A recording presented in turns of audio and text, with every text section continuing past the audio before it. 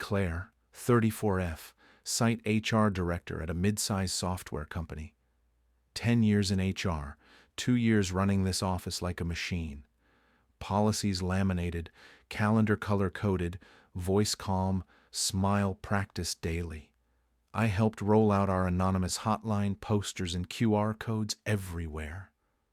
Quarterly trainings, monthly all hands, psychological safety in every slide. I believe impact beats intent, and I believed it like religion. I believed it because silence ruined someone at my last job.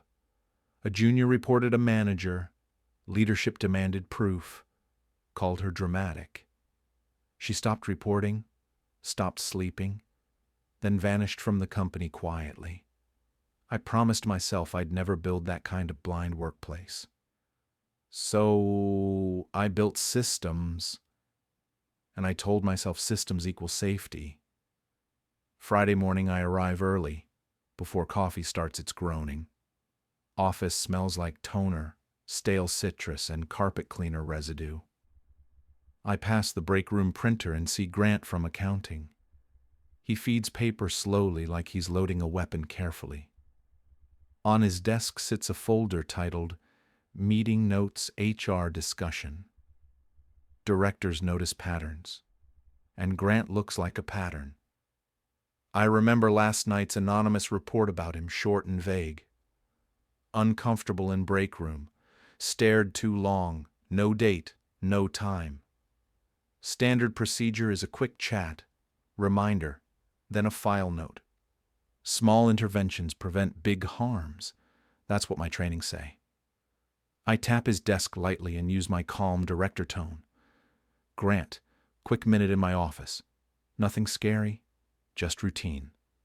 He nods once, gathers his folder, and follows without complaint. Grant sits straight, opens his laptop, and starts typing immediately. He writes a bold header. Meeting notes, HR discussion, Friday. He doesn't ask permission. He documents live, fingers moving fast. I feel heat in my cheeks, but keep my face neutral.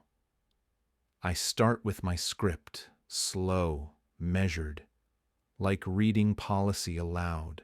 Grant. A concern was raised about a breakroom interaction yesterday.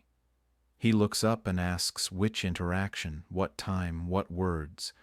He asks who was present, any witness, any log, anything objective. I say we protect reporters and cannot reveal identities, even internally. I say impact matters, and feelings are valid, even without intent. Grant's jaw tightens like he's heard this error message before. He says I'm not asking names. I'm asking facts for correction. He says, how do I change behavior you won't describe clearly? He asks what goes in my file and how long it stays. I explain informal note, follow-up, maybe a short training module. He asks if informal affects promotions, raises, transfers, and assignments. I say it's context for patterns, not punishment, not a verdict. Grant says patterns without dates are accusations with better branding. I try to keep control with soft words and safe framing. I say we summarize themes. We do not litigate isolated moments. Grant asks for the allegation wording exactly as recorded in writing. I say we capture the impact and the general concern neutrally. Grant types slowly and reads it aloud while he writes. Summary. Vague discomfort, break room area, unknown date, unknown time. He turns the screen toward me so I can see clearly. Seeing my system in plain words makes my stomach dip. Grant says, okay, then I need everything in writing. Please. He pulls out a crisp page from his folder, perfectly printed. It reads, HR interaction summary. Please confirm receipt by reply. There's a signature line from me and a pen placed neatly. I say, we don't sign employee summaries as a rule. Grant nods and says, "Then I will note you declined confirmation." He pauses, then adds, "Please confirm in writing you declined." I say no, and my voice sounds smaller than I intended. Grant types, "Anyway." HR declined to confirm receipt, then saves it. He thanks me politely, stands up, and leaves without emotion. I watch him walk away with calmness that feels contagious. I tell myself he's difficult because he fears accountability and change. I tell myself this will blow over by next week. At lunch, I step into the kitchen and feel new tension. 2 engineers laugh, then stop laughing when I enter quietly. Someone asks, "How was your weekend?" then freezes mid-smile. He adds, "Please confirm you asked first," like it's a joke. The laugh that follows is too loud and then dies fast. On the counter sits a spiral notebook labeled Kitchen Interaction Log. Columns for date, question, witnesses, and consent to speak. Someone logged, "Asked about weather, witness present, no offense intended." I swallow irritation and pretend this is harmless office humor. I return to my desk and decide to crush it quickly. I draft a company-wide email with polished language and soft pressure. Subject: clarification on documentation and psychological safety. Friendly tone. I write excessive note-taking creates anxiety and undermines collaboration trust. I write conversations should be candid, not transactional, not adversarial daily. I write trust is built through dialogue, not surveillance or receipts. I hit send and feel relief, like solving a messy equation. I believe a calm email can reset a whole culture. I believe that because believing is easier than admitting risk. Monday morning arrives and my inbox looks heavier than usual. 3 emails share one subject line. Per your email, please define. Brent in sales asks for an objective threshold of excessive. He asks, is 5 bullets okay, or does 12 cross lines? Owen in operations asks if feedback meetings require witnesses now. He asks if doors must stay open during performance reviews. Ethan in IT attaches a template called Interaction Summary V1. Fields for date, location, participants, exact wording, outcome, and checkboxes. Checkboxes read, HR confirmed, HR declined confirmation, please select. He added a drop-down labeled Perceived Impact with neat categories. They used my language perfectly, and my stomach twists hard. I reply, use common sense. Please don't over-document normal work. Replies arrive asking what qualifies as normal work. Please clarify. Someone highlights my word excessive, like it's a loophole. I realize they heard, don't document, not be reasonable. If you can be accused for a wrong look, you build shields. I walk the floor and see new signs taped to doors. One sign says, for one-on-ones, reserve third chair when possible. Another sign says, agenda attached, please confirm outcomes in writing. In the dev area, someone renamed a shared folder, Receipts. Inside are subfolders labeled HR chats, witness notes, consent logs. It looks like a joke until I see timestamps updating constantly. People book conference rooms for 2-minute questions about spreadsheets. They arrive early, sit straight, and keep hands visible on tables. Even interns carry notebooks, like we're negotiating treaties over staplers. I pass a room and see an intern holding a clipboard silently. 2 managers speak in short sentences, then pause to type. On the whiteboard, someone wrote, agenda attached. Please confirm. It looks like counseling mixed with deposition mixed with fear. I keep walking because stopping means admitting I recognize my work. By Thursday, the templates spread through Slack like a virus. Someone posts, Interaction Summary V3 now with Witness Scheduler built. It pings 2 random coworkers to sit silently and take notes. People react with laughing emojis, then actually use it anyway. A junior engineer asks a question in chat, simple and small. Before answers, 3 people ask for scope and written context. The engineer replies, "Never mind," and the thread dies instantly. Mentoring slows because mentoring requires private honesty and messy warmth. Small talk evaporates from the kitchen like it was outlawed. No one asks about kids, weekends, vacations, or anything personal now. Someone once filed a report about repeated personal questions. It was, "How was your weekend?" asked twice on 2 Mondays. Now everyone says morning and nothing else, eyes down. Our office becomes a library where everyone fears the librarian. And I realize I am the librarian in their heads. Erin from finance corners me by the copier. Tired eyes. She says I asked James for a yes or no. She says he emailed a memo with bullets and disclaimers attached. She says I asked for help, not a court transcript. She says my male analyst refuses meetings without a witness present, so she coaches him by email like she fears her team. Maya from marketing knocks later, angry and embarrassed at once. She says Caleb demanded a witness for our one-on-one meeting. Then he canceled because nobody wanted to sit in as witness. She says this system isolates women too, and it's worse. She whispers I asked for mentorship and I got templates. I try to reassure them, but my words sound laminated now. I say it will settle once people feel safe again. Maya says safe from what, and points at the hotline sticker.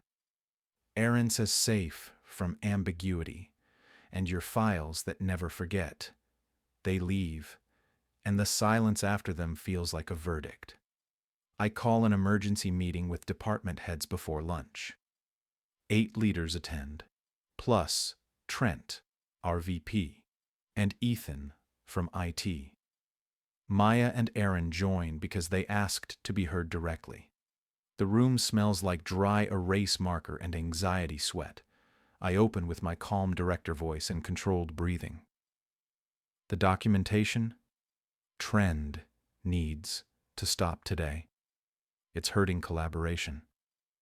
James asks what trend exactly, and his eyebrow stays raised. I list confirmations, memo chains, third chairs, and template obsession. Owen asks if clarity is now considered hostile, polite voice. Ethan says we are collaborating by creating shared understanding in writing. Grant speaks calmly from the end, like a witness waiting. Your system taught us vague discomfort becomes a file entry. So we stopped doing vague anything. We do written specifics. Brent adds, I won't risk my job over small talk. Maya mutters, we cannot make decisions like this. It's paralysis. I tell them to use common sense and talk like adults. Owen asks for that instruction in writing for future reference. Grant asks what is common sense in a feelings-based system. The room goes quiet, and I hear my own breathing. I dismiss the meeting with a tight smile and growing headache. Week 1 turns into a slow grind of polite fear. One-on-ones die overnight like someone cut the power cord. Performance reviews happen with doors open and a third chair. Managers schedule 5-minute syncs like they're defusing bombs. New hires learn templates before they learn their actual jobs. Someone leaves printed consent forms by the coffee pods. The kitchen log fills 2 full pages by Thursday afternoon. Someone logs, Offer donut, consent requested, consent granted, witness present. It's funny for 10 seconds. Then it becomes terrifying. Because the log proves nobody trusts anyone anymore, not even briefly. I try pushing back with another email, softer words, gentler tone. I write, please don't weaponize process. We are one team. Replies ask, define weaponize, and provide examples for compliance. I stop replying, and my silence becomes its own message. Midweek, my calendar screams about a major client rollout. Penalty clauses in the contract, and their legal team loves fines. We cannot afford delays, and everyone knows it clearly. I email the leads. We need a migration decision by Friday. 3 replies ask who owns risk and in what wording. 1 asks for written authority delegation from executive office. My throat tightens because I know exactly why they asked. Friday afternoon, I ask Ethan to schedule a 15-minute call. He replies, agenda attached. Please confirm desired outcomes in writing. I send an agenda with 2 options and recommended path. 5 people ask if my recommendation is binding in writing. 2 ask if saying no requires justification and where stored. We meet and everyone speaks like they are under oath. No one wants to say yes without a shield behind it. No one wants to say no without a paper trail. We end with action items and no decision. Stomach sinking. Sunday night, my phone buzzes with email chain notifications nonstop. 40 replies, each adding caution, questions, and new disclaimers. Someone asks if client prefers option A, please confirm from client. Someone asks if we can confirm the confirmation in writing too. I stare at the screen until my eyes burn dry. Monday morning, the migration starts without the needed change. The client dashboard shows duplicated records and wrong timestamps everywhere. There's COO emails, Trent, and CC's legal about breach clauses. Subject line includes material breach, cure period, and penalties. Trent calls me into his office and looks exhausted. I start my best practices speech, and he stops me mid-sentence. He says it is not safe if it breaks the business. He says it is not fair if burden falls on one group. He says 7 men came to him, same complaint, assumed guilt. He says women complained too, quietly, and that part hurts worse. They say it feels like a courtroom, not an office. They say they are not refusing work. They are refusing risk. They think any vague complaint can stain a file forever. He tells me, take a week paid leave and cool off. He says, read the room and read the consequences, please. I nod, and inside I decide I will return anyway. Leaders don't retreat under pressure, I tell myself stubbornly. Monday I come in ready to fight for my system. At 9:50, a calendar invite appears from executive office. Conference room B. Mandatory attendance. Agenda attached. Please confirm. I walk there and see a 3rd chair outside the door. I step inside and the air feels like an audit. Department heads sit with corporate legal present, faces restrained. Maya and Aaron are there, drained, not smug, not smiling. Every seat has a thick folder, timeline evidence summary printed. Trent stands beside legal counsel, expression calm and cold. He says this is requested feedback and fact gathering for review. He says this is not a debate, it's a record. Grant opens his folder and speaks without raising his voice. We tried privately and got dismissed as defensive and resistant. So we documented everything the way you taught us to. Grant slides one sheet toward me labeled Exhibit A, Complaint. Tone created discomfort during hallway interaction. Details missing. Date unknown. Time unknown. Location unknown. Quote, none listed. Outcome, mandatory coaching. File note. Promotion review flagged. Witnesses none. Evidence none. Summary pattern of impact. Recorded. Grant looks up and says, you call it context. We call suspicion. The room stays quiet long enough for the paper to scream. James adds a table. 2 years. 43 investigations total. 43 against men. 0 against women. Pattern too clean. He says women can be harmed. Men can be harmed too. But the system points one direction, and everyone feels it. Ethan points to cases marked unsubstantiated, yet corrective action taken. Training, check-ins, file entries, notes that live forever. Owen says innocence does not erase suspicion in this system. Aaron says I stopped asking questions because answers became legal threads. Maya says I stopped one-on-ones because witnesses were required. Caleb says my team manages by email like we fear humans. Brent says I stopped joking because jokes become vibes in files. I try to speak. And Trent says later, Claire, not yet. My own rule, my own medicine, and I can't swallow. Grant gives 3 examples, short, simple, and devastating. A wrong look complaint in break room, unknown date, yet investigated. A weekend question twice, then coaching for repeated personal inquiry. Helping someone carry boxes, then a boundaries investigation opened. Each time, the allegation is vague.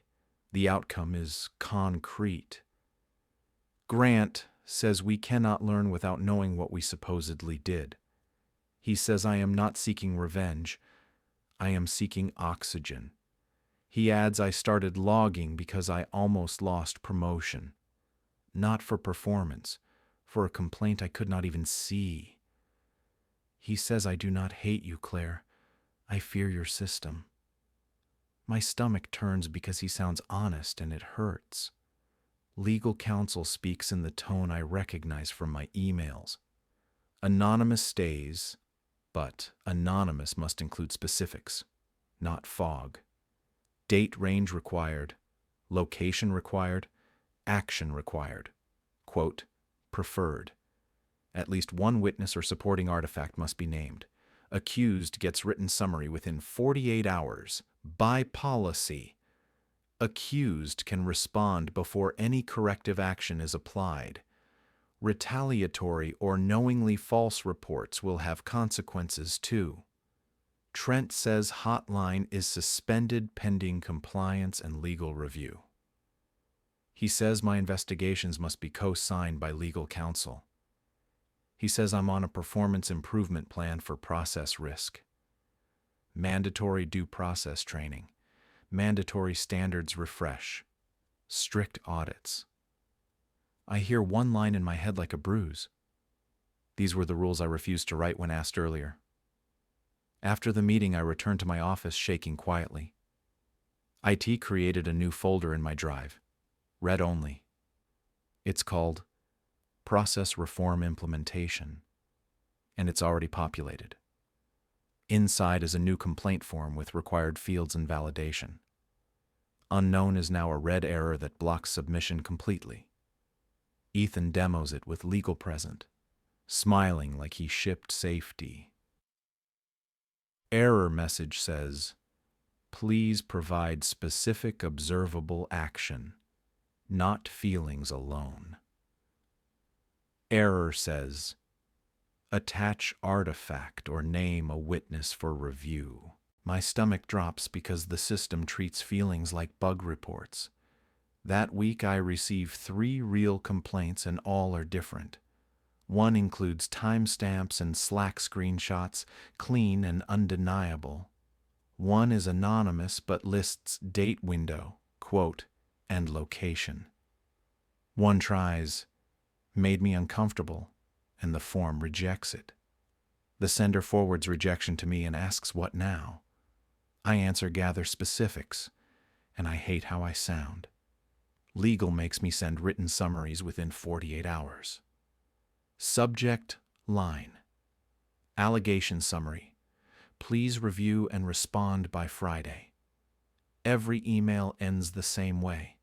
Please confirm receipt. I used to preach trust. Now I beg for acknowledgments. Next week I sit under buzzing lights in a training room. A consultant clicks slides about neutrality, evidence, and due process. She says treat accused as humans, not archetypes, not threats.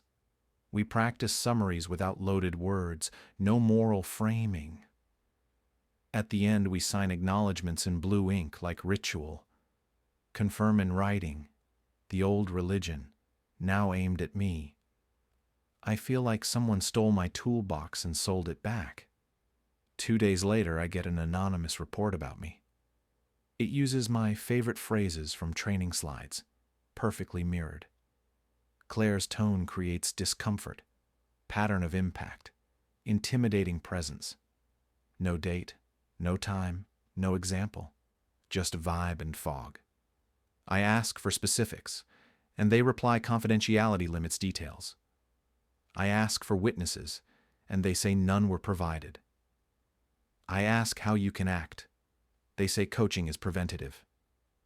For the first time, I understand Grant's math face completely. I try to run my own complaint through the new form. It fails validation. No date, no quote, no witness. Blocked. Corporate overrides the block and logs it as coaching trigger. They tell me coaching is not discipline. It's alignment, preventative. I ask for the sentence that caused discomfort and get silence. I draft my response anyway. 3 pages, calm, structured, factual. Corporate replies received. Please confirm receipt and schedule coaching. The language tastes like my own language in my mouth. Weeks pass and the office slowly starts talking again. Laughter returns to the coffee machine like a timid animal. Owen closes his door during one-on-ones without fear again. Maya runs meetings and people answer quickly. No memo walls. Aaron says out loud it feels easier to work now. Grant walks past without logging anything, and that feels unreal. I keep walking because HR directors do not linger anymore. Friday, Trent calls me in with corporate HR on speaker. They say my role is being restructured to reduce exposure. Demotion to compliance analyst, no reports, no policy control. Same pay for now, but title change is permanent. They call it execution focus, not ideology, rehearsed voices. I refuse because I cannot live as a symbol of failure. Corporate says refusal is voluntary resignation, effective immediately. They say next steps will be sent by email. Please confirm. Over the weekend, IT asks me to return laptop and charger. Please confirm in writing the charger was returned, model, and serial. Failure to confirm will be noted in separation file, they add. I stare at that sentence and feel something inside die quietly. Monday morning, my access badge fails at the front door. The reader blinks red like it's judging me silently. Security meets me with a small box and an escort. They are polite, quiet, and avoid eye contact carefully. They say standard procedure, not judgment, just process. Please comply. A form appears with checkboxes, signature line, and receipt language. I sign confirming receipt of my belongings because the system demands. I walk out past the hotline poster I helped roll out. The poster says, "Speak up. You will be heard in this space." Outside, the air is cold and too honest on my face. I built a system that didn't need villains, only templates. Fear doesn't build trust. It builds paperwork wearing trust's name.